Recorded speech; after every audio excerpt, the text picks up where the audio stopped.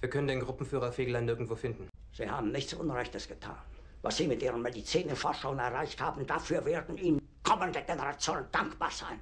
Ich übernehme für alles die volle Verantwortung. Anders kann man das nicht machen. Er ist nicht in der Bunkeranlage. Was soll das heißen? Sie können Fegelein nicht finden. Dann suchen Sie ihn eben. Ich will Fegelein sehen. Sofort! Wenn er sich ohne Befehl entfernt hat, ist das Fahnenflucht. Verrat! Bringen Sie mir Fegelein! Fegelein! Fegelein! Fegelein!